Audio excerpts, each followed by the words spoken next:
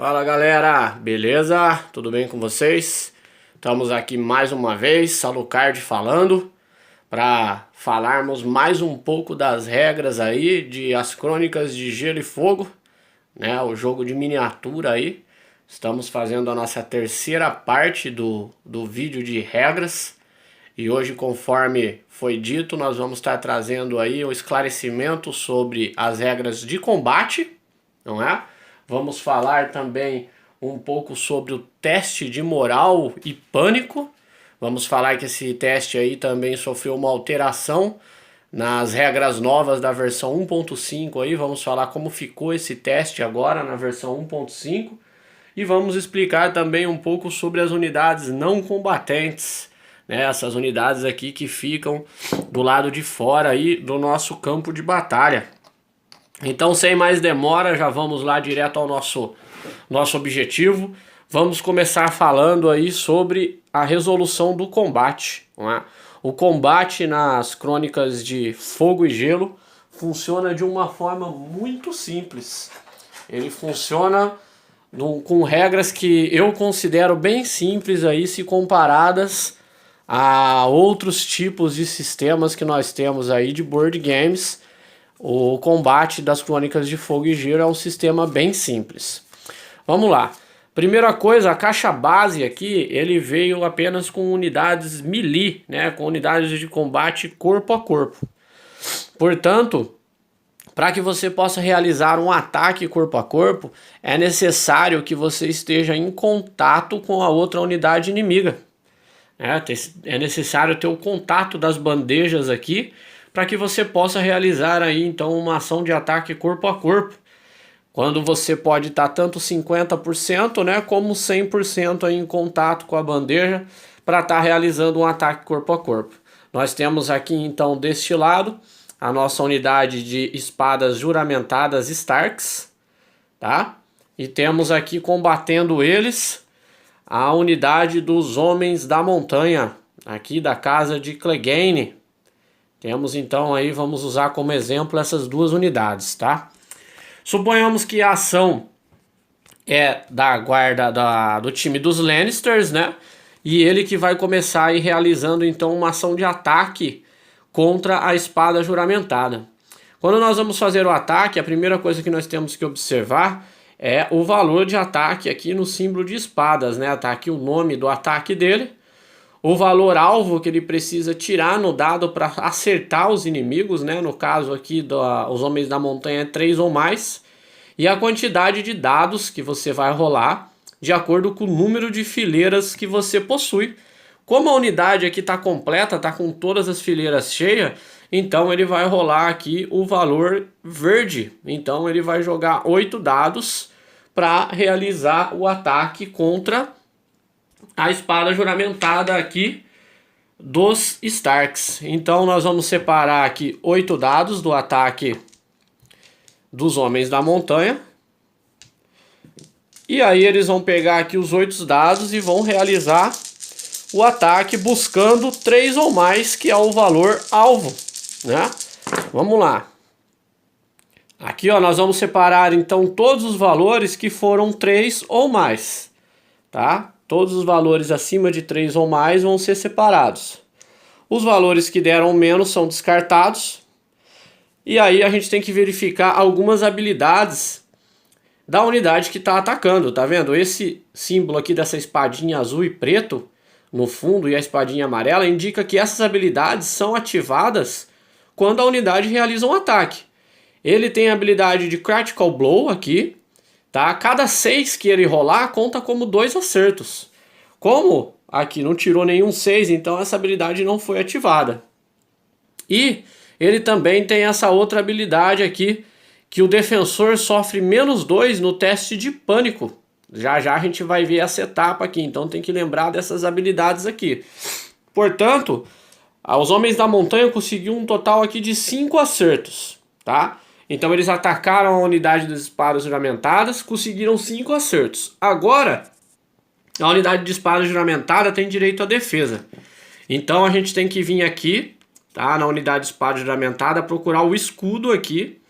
e ver o valor aqui que eles têm como número alvo, que é o valor de 4 ou mais. O valor de defesa, você sempre vai rolar um valor de defesa, um número de dados de defesa igual ao número de acertos obtido pelo oponente. Então ele conseguiu 5 acertos, logo eu preciso rolar 5 dados para me defender. Buscando então o valor alvo da minha defesa, que as espadas juramentadas é 4 ou mais. Vamos lá, ó, ele conseguiu os 5, 2 5, né? E esses outros aqui não atingiu o valor alvo da defesa dele, que era de 4 ou mais. Portanto, de 5 ataques, ele conseguiu defender 2. Esses 3 que sobraram se tornam ferimentos. Todo valor que não é defendido se torna ferimento e é causado em dano na unidade que está sofrendo o ataque. Cada 1 ponto de dano, no caso dessa unidade aqui, é uma miniatura que é removida da unidade. Então a gente segue a regra de remover, tá, da direita para a esquerda sempre. Então ela sofreu 3 pontos de dano. Teve 3 unidades mortas nesse ataque. Como consequência desse ataque, essa unidade tem que fazer um teste de pânico. Porque o ataque ali pode levar alguns membros dessa unidade ainda a deserdar por causa da fúria do ataque ali dos Lannisters. Então ele precisa fazer um teste de pânico que usa a moral dele. A moral a gente pode encontrar na bandeirinha aqui, tá? A moral também tem um número alvo, tá vendo? Que é um valor de 6 ou mais. É o valor que as espadas juramentadas vão ter que tirar para passar nesse teste de pânico. Se esse ataque não tivesse matado nenhuma miniatura aqui, né, ele tivesse conseguido defender tudo, por exemplo, ainda assim ele precisava fazer um teste de pânico, mas esse teste passa automaticamente. Mas tem algumas cartas que ativam como gatilho se a unidade tiver que fazer um teste de pânico, então contaria como um teste de pânico. A diferença é que ele passa automaticamente no teste se ele não perder nenhuma unidade. Com as regras de 1.5 atualizadas aí, e eu não sei se você sabe, esse jogo tem um cenário competitivo, então é muito bom a gente ficar aí por dentro das regras mais atuais. O teste de pânico, né, de moral mudou um pouco. O teste agora é feito com 2 dados, tá, igual era antes. Com 2 dados você precisa atingir o valor alvo de moral seu para que você passe no teste. Só que junto com esses 2 dados você também agora rola um D3. E se você falhar no teste, você vai somar mais 1 nesse D3, que vai ser o número de unidades que você vai perder se você falhar no teste de pânico. Então, as espadas juramentadas vão rolar 2D6 mais o D3 junto. Só que lembra que os homens da montanha têm uma habilidade aqui, ó, que faz com que eles sofram menos 2 no teste de pânico? Então, o número que eles tirarem aqui no dado vai ter um decréscimo, né? Vai ser subtraído 2 desse número antes de ver se deu o valor base lá das espadas juramentadas. Então nós vamos rolar aqui o teste de moral agora das espadas juramentadas, que conseguiram 6. Eles passariam no teste, porque o valor da moral deles é 6. Porém, a habilidade dos homens da montanha está dando uma penalidade de menos 2. Então a gente subtrai 2, fica 4. O que não conseguiu chegar no número alvo da moral aqui das espadas juramentadas. Portanto, eles falharam. Então nós somamos 1 a esse D3 que nós rolamos, que dá um valor de 3. E as espadas juramentadas então vão perder aqui mais 3 unidades. Mais 3 unidades por ter desertado, não é? Então acaba concluindo a rodada, né, dessa unidade que ativou e fez esse ataque. Essa unidade teria outros bônus por causa da unidade do montanha aqui, tá? Eu não apliquei para não ficar muita coisa, é mais para explicar o combate em si mesmo. Mas essa unidade então encerraria e agora os espadas juramentadas realizariam seus ataques. Lembrando que os espadas juramentadas perderam uma fileira completa agora. Então no ataque eles iriam rolar, tá, o valor do amarelo aqui agora, eles iriam rolar 6 dados no ataque deles. Eles perderiam 2 dados devido a essa perda de fileira aqui que eles sofreram do ataque da unidade dos Lannister, tá, galera? Acho que deu pra ver aí que é bem simples, né? A regra de combate. Só tem mais um acréscimo a se fazer. Você ganha os bônus diferentes de acordo com onde você estiver atacando no inimigo também. Se você estiver atacando o inimigo frente a frente, você não tem nenhum bônus.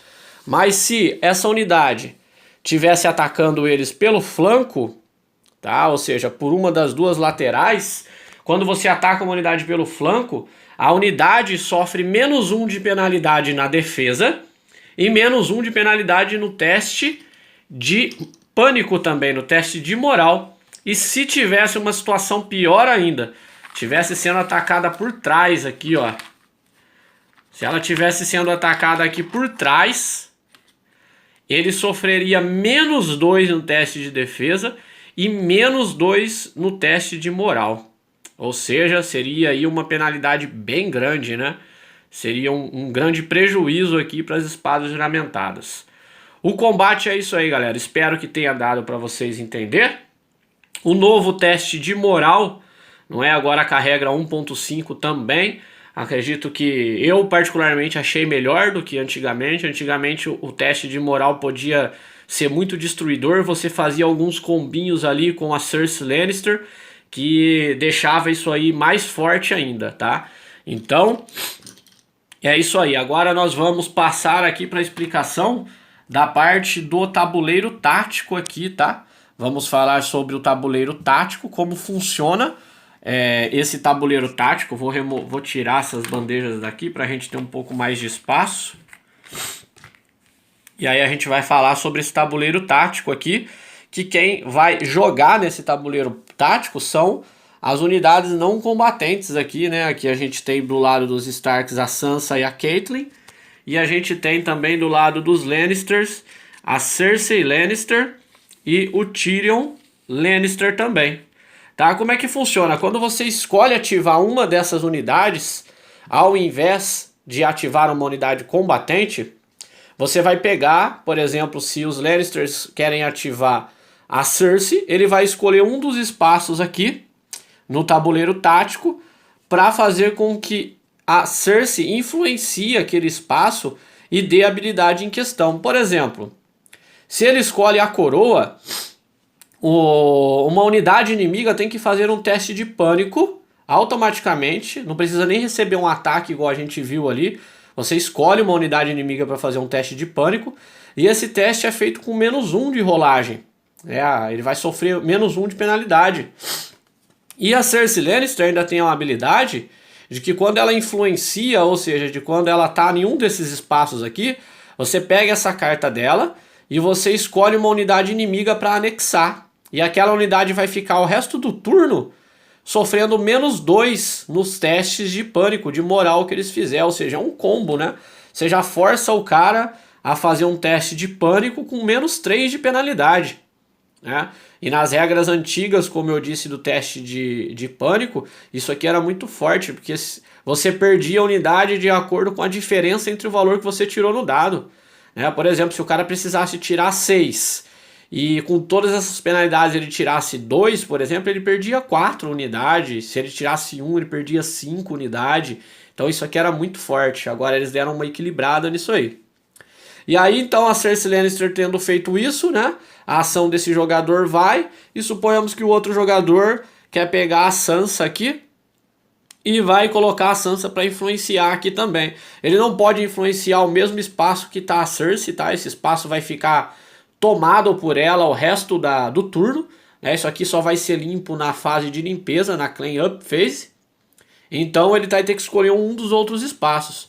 O próximo espaço aqui, que é o banco, né? O banco de ferro lá. Se você escolher influenciar ali, você pode restaurar 3 ferimentos de uma unidade e remover um token de condição. Então ela poderia fazer isso com essa unidade dela que foi aqui atacada, né? E ela poderia então curar esses 3 de dano, esses 3 pontos de dano, né? Repondo aqui 3 unidades na fileira dos Starks, né? Dando aí os Starks novamente uma fileira completa, né? Porque você só perde uma fileira quando a última miniatura é retirada dela. Então o banco de ferro funciona assim. E também você poderia remover um token de condição. Nós vamos falar dos tokens de condição aí no próximo vídeo, que nós vamos falar sobre o baralho tático, os tokens de condição e a construção e montar a construção do exército e a preparação do campo de batalha, que vai ser o nosso último vídeo. Beleza? Feito isso, então, a unidade dos Lannisters poderia ativar o Tyrion e escolher um novo espaço aqui no tabuleiro tático, né? Na sequência, para a gente ir explicando, ele poderia escolher o Correio, né? A cartinha aqui, que ele poderia comprar 2 cartas táticas a mais e colocar um token de condição numa unidade inimiga. Aí você coloca uma penalidade aí, né? Numa unidade inimiga. Depois a Sansa poderia vir e influenciar aqui, ou escolhendo aqui a ação das espadas, onde você dá uma ação de graça, uma ação de ataque de graça para uma unidade amiga sua, aliada, né? Então, mesmo que aquela unidade já tivesse jogado, ela poderia fazer ali uma ação de graça que não conta como uma ativação, tá, galera? Qualquer carta que tenha como gatilho quando a unidade ativar, não pode ser jogada quando tá indo com uma ação de graça. Uma ação de graça não conta como uma ativação. O mesmo vale pro cavalinho aqui. Se a Caitlyn tivesse vindo pro cavalo aqui, ela poderia dar para uma unidade aliada uma ação de graça de manobra ou reação. Então aquela unidade, mesmo que ela já tenha sido ativada no turno, ela poderia ativar, ela poderia realizar, na verdade, essa ação de graça que não conta como uma ativação. Então, se ela ainda não tivesse sido ativada, também não colocaria o token de exaustão nela, porque isso aqui não é uma ativação. Nem para termos de ativação, de colocar o token, e nem para atender pré-requisitos de cartas táticas, tá? Isso aqui é uma ação gratuita. Agora, se fosse um gatilho de uma carta, por exemplo, quando a unidade realiza uma ação de combate corpo a corpo, aí beleza, aí porque ela realizou uma ação e não uma ativação. Beleza? Espero que tenha dado para entender aí como funciona. Depois disso aqui na fase de limpeza, todos eles vão ser removidos, né, desse tabuleiro para começar o próximo round. Aí aqui o round track vai andar e vai iniciar um novo turno aí, podendo ser disputado esses novos espaços aqui no tabuleiro tático. E assim como a Cersei Lannister, todas essas unidades têm habilidades, né? Além de poder influenciar aqui, eles ainda têm habilidades aqui, cada um tem as suas peculiaridades, né, que torna esses personagens muito importantes aí em uma partida. Beleza, galera?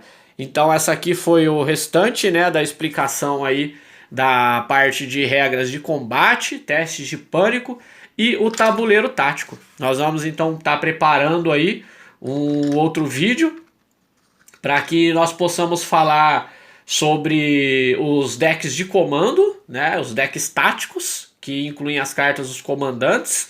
Vamos falar também a respeito da construção, não é, dos exércitos. Vamos falar dos tokens de condição e a preparação do campo de batalha aí para que a gente possa jogar uma partida. Beleza? Espero que vocês tenham gostado. Por favor, se inscreva no canal, deixa um like para ajudar a gente aí. Estamos tentando fazer um trabalho bacana e também estamos tentando ver se a gente consegue promover aí o cenário, né, do competitivo no Brasil, das Crônicas de Gelo e Fogo, um jogo que eu gostei bastante, tá? Pretendo fazer um vídeo depois falando a minha opinião sobre o jogo e o que eu espero, né, do cenário competitivo dele aí no Brasil. Vamos ver se a gente consegue ajudar aí para quem curtiu o jogo assim como eu. Beleza, galera? Um abraço, até a próxima. Fui!